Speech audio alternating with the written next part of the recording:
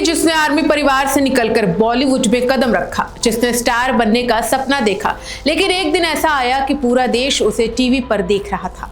एक एक्ट्रेस की तरह नहीं, बल्कि एक आरोपी की तरह। उसे गोल्ड डिगर कहा गया, डायन कहा गया। सोशल मीडिया पर उसकी तस्वीरों के नीचे गालियां लिखी गई। 27 दिन जेल में रही, काम छिन गया, दोस्त दूर हो गए और उसे खुद लगने लगा कि शायद अब कभी कैमरे के सामने खड़ी नहीं हो पाएगी। लेकिन आज करीब 7 साल बाद वही रिया चक्रवर्ती फिर कैमरे के सामने लौट रही है। तो सवाल सिर्फ इतना नहीं कि रिया वापस आ गई, सवाल ये है कि इन 7 सालों में उसके साथ आखिर हुआ क्या? क्या वो वाकई उस कहानी की विलन थी जैसा उस वक्त बताया गया, या फिर वो भी उस दौर की सबसे बड़ी सार्वजनिक ट्रायल का हिस्सा बन गई थी? आज पूरी कहानी शुरू करते हैं अंत तक। आज बात होगी उस अभिनेत्री की जिसका कैरियर फिल्मों से कम और विवादों से ज्यादा पहचाना गया, रिया चक्रवर्ती। आज वो 34 साल की हो गई हैं और 7 साल के बाद अभिनय में वापसी कर रही हैं। लेकिन किसी भी कमबैक को समझने के लिए ये जानना बेहद जरूरी है कि इंसान वहां तक पहुंचा कैसे। और रिया की कहानी सिर्फ बॉलीवुड की कहानी नहीं है, ये कहानी है सपनों की, रिजेक्शन की, सोशल मीडिया की ताकत की और उस कीमत की जो कभी कभी किसी इंसान को सार्वजनिक बहस का चेहरा बनाने पर चुकानी पड़ती है। आर्मी फैमिली की बेटी जिसे कैमरे से प्यार था। 1 जुलाई 1992, बेंगलुरु, एक साधारण आर्मी परिवार। पिता भारतीय सेना में लेफ्टिनेंट कर्नल। घर में फिल्मों से कोई रिश्ता नहीं, लेकिन छोटी सी रिया के सपने बिल्कुल अलग थे। उन्हें कैमरे के सामने रहना अच्छा लगता था, वो ग्लैमर की दुनिया में जाना चाहती थी। ये फैसला आसान नहीं था क्योंकि उस दौर में सेना के अनुशासित परिवार से फिल्मी इंडस्ट्री में जाना आज जितना सामान्य नहीं माना जाता था। लेकिन रिया ने फैसला कर लिया। पहली पहचान फिल्मों से नहीं बल्कि MTV से मिली। 2009 रिया ने MTV टीन डाइवा में हिस्सा लिया। वो शो नहीं जीत सकी लेकिन रनर अप बनी। यहीं से पहली बार लोगों ने उन्हें नोटिस किया। इसके बाद वो MTV में VJ बनी। युवाओं के बीच उनकी पहचान बनने लगी।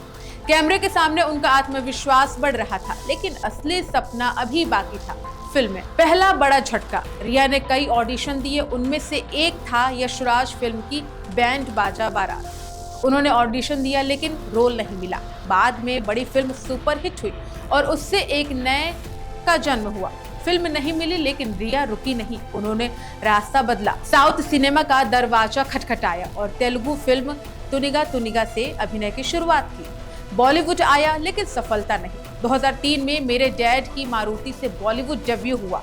इसके बाद सोनाली केबल, बैंक चोर, जलेबी, चेहरे जैसी एक के बाद एक फिल्में आई, लेकिन कोई भी ऐसा कमाल नहीं कर सकी जिससे रिया बन जाती। धीरे धीरे इंडस्ट्री में एक टैग बन गया, अच्छी दिखती है लेकिन फिल्म नहीं चलती। और बॉलीवुड में एक टैग कई बार टैलेंट से ज्यादा भारी पड़ जाता है।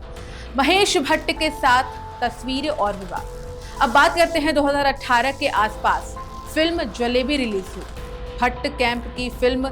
इसी दौरान महेश भट्ट और रिया की कुछ तस्वीरें वायरल हो गई। बस यहीं से सोशल मीडिया ने अपनी कहानी लिखनी शुरू कर दी। किसी ने कहा दोनों के बीच खास रिश्ता है, तो किसी ने दूसरी बातें जोड़ दी। हालांकि रिया ने बार बार कहा कि महेश भट्ट उनके लिए पिता समान है, लेकिन सोशल मीडिया में सफाई हमेशा आरोपों से छोटी रह जाती है। तस्वीरें वायरल रही, चर्चाएं चलती रही, लेकिन किसी को अंदाजा नहीं था कि असली तूफान अभी आना बाकी है। 2020 जिसने सब बदल दिया। 14 जून 2020 एक खबर आई जिसने पूरे देश को झकझोर दिया। अभिनेता सुशांत सिंह राजपूत अपने मुंबई स्थित घर में मृत पाए गए। उसके बाद शुरू हुई जांच, फिर मीडिया कवरेज, फिर सोशल मीडिया का उत्पाद। कुछ ही दिनों में रिया चक्रवर्ती इस पूरे मामले का सबसे चर्चित चेहरा बन गई। उनका निजी रिश्ता राष्ट्रीय बहस का विषय बन गया। टीवी चैनलों पर लगातार डिबेट, सोशल मीडिया पर लाखों पोस्ट, हर दिन नए आरोप और हर दिन नई हेडलाइन। ये वो समय था जब अदालत से पहले सोशल मीडिया अपनी राय सुना रहा था और रिया लगातार उसी तूफान के बीच खड़ी थी। जब एक निजी रिश्ता राष्ट्रीय बहस बन गया। सुशांत सिंह राजपूत की मौत के बाद शुरुआत में सवाल उनकी मौत के कारणों पर थे, लेकिन धीरे धीरे बहस का केंद्र बदल गया। कैमरे एक नाम पर टिक गए, रिया चक्रवर्ती। हर चैनल पर बहस, हर दिन न्यू थ्योरी, हर घंटे नई हेडलाइन। किसी ने कहा रिया ने सुशांत को कंट्रोल किया, किसी ने कहा पैसों का खेल है, तो किसी ने ड्रग्स एंगल जोड़ दिया। देखते ही देखते एक अभिनेत्री देश की सबसे चर्चित शख्सियत में शामिल हो गई। याद रखिए, उस समय कई आरोप सार्वजनिक रूप से लगाए जा रहे थे, लेकिन जांच प्रक्रिया अलग अलग एजेंसियों द्वारा जारी थी। आरोप और कानूनी निष्कर्ष एक जैसी चीजें नहीं होती। ईडी, सीबीआई और एनसीबी एक साथ कई जांच, मामला सिर्फ एक पुलिस जांच तक सीमित नहीं रहा। आर्थिक लेन देन से जुड़े सवालों पर ईडी ने जांच शुरू की, मौत की जांच सीबीआई तक पहुंची और ड्रग्स से जुड़े पहलू पर एनसीबी ने कार्रवाई शुरू की। रिया से घंटों पूछताछ हुई। उनके भाई शोविक चक्रवर्ती से भी सवाल पूछे गए। पूरे परिवार की जिंदगी अचानक जांच एजेंसियों, मीडिया और सोशल मीडिया के बीच फंस गई। सितंबर 2020 एनसीबी ने ड्रग्स से जुड़े मामले में रिया चक्रवर्ती को गिरफ्तार किया। इसके बाद उन्हें मुंबई के भायखला जेल भेज दिया गया। करीब 27 दिन, सिर्फ 27 दिन सुनने में कम लगता है, लेकिन जब पूरी दुनिया आपको देख रही हो, हर दिन आपकी तस्वीरें टीवी पर चल रही हो और आपको नहीं पता कि बाहर लोग आपके बारे में क्या सोच रहे हैं, तो हर दिन बहुत लंबा हो जाता है। बाद में अदालत से उन्हें जमानत मिली। ध्यान रहे, जमानत का मतलब किसी मामले में दोष मुक्त होना या दोषी ठहराया जाना नहीं होता। ये केवल कानूनी प्रक्रिया का एक चरण है। जेल में मेरा नाम नहीं नंबर था। बाद में एक इंटरव्यू में रिया ने जेल के अनुभव साझा किए। उन्होंने कहा कि जेल के अंदर धीरे धीरे इंसान अपना नाम खो देता है, वो एक नंबर बन जाता है। उन्होंने ये भी बताया कि जेल की कई महिलाओं ने उन्हें जिंदगी का दूसरा पहलू दिखाया। कम साधनों में भी मुस्कुराना, छोटी छोटी बातों में खुशी। रिया के मुताबिक उसी दौर ने उनकी सोच बदलनी शुरू की। सोशल मीडिया का सबसे कठिन दौर। लेकिन जेल से बाहर आने के बाद भी मुश्किलें खत्म नहीं हुई। असल लड़ाई अब सोशल मीडिया पर थी। रिया को गोल्ड डिगर, डायन, काला जादू करने वाली जैसे तरह तरह के नामों से पुकारा गया। उनके खिलाफ मीम्स बने, वीडियो बने, हजारों लाखों नफरत भरे कमेंट्स आए। कई लोगों ने बिना किसी न्यायिक फैसले का इंतजार किए अपनी राय देनी शुरू कर दी।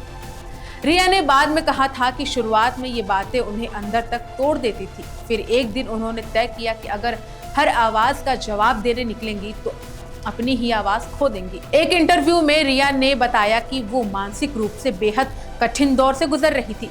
लगातार आरोप, परिवार पर दबाव, करियर खत्म होने का डर और ये एहसास कि शायद अब जिंदगी पहले जैसी कभी नहीं होगी।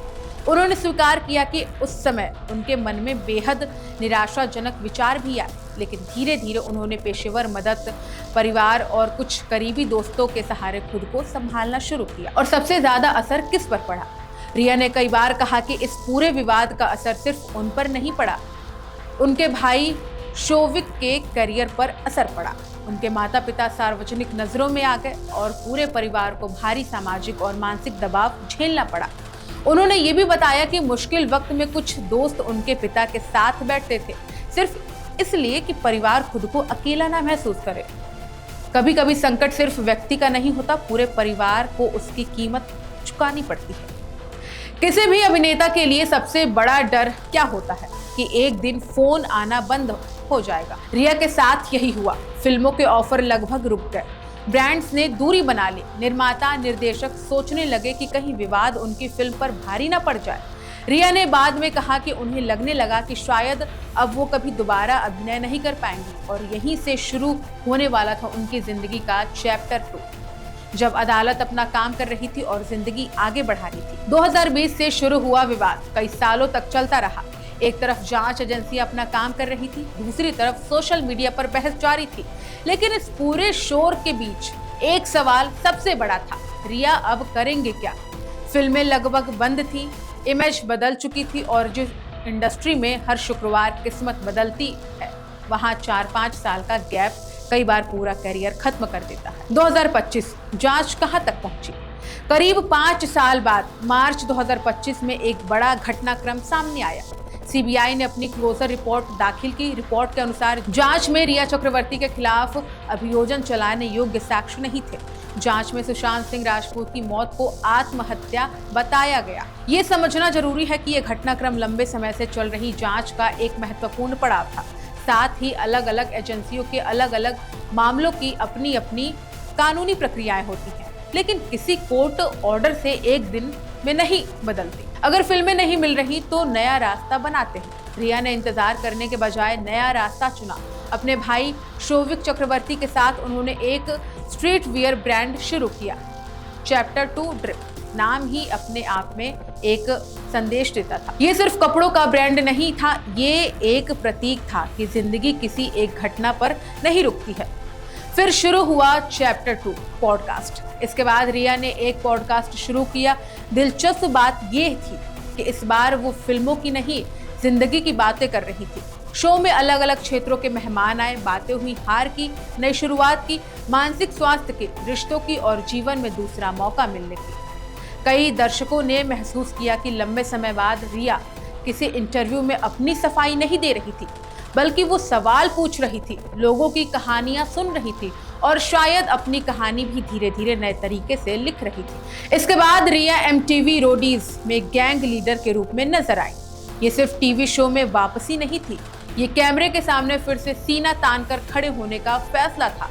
शो में वो अक्सर प्रतिभागियों से कहती हुई नजर आती थी कि हार अंत नहीं होता, गिरकर उठना भी एक हुनर है।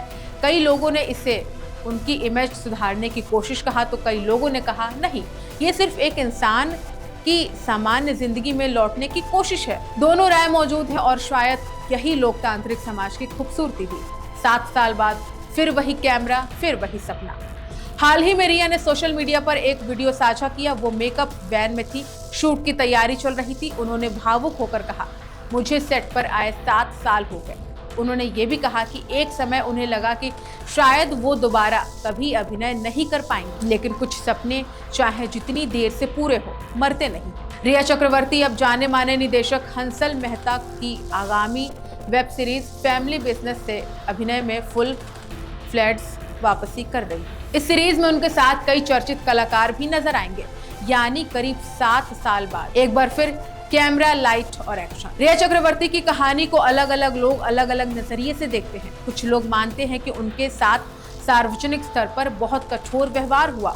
कुछ लोग आज भी उनसे जुड़े सवाल उठाते हैं, लेकिन एक बात तय है, किसी भी हाई प्रोफाइल मामले में अंतिम राय तथ्यों, जांच और अदालत की प्रक्रिया के आधार पर ही बननी चाहिए, न कि सिर्फ सोशल मीडिया की आवाज पर। और शायद इस कहानी का सबसे बड़ा सबक यही है, किसी इंसान की जिंदगी का एक अध्याय उसकी पूरी किताब नहीं होती। रिया के लिए अब सवाल अतीत का नहीं, भविष्य का है।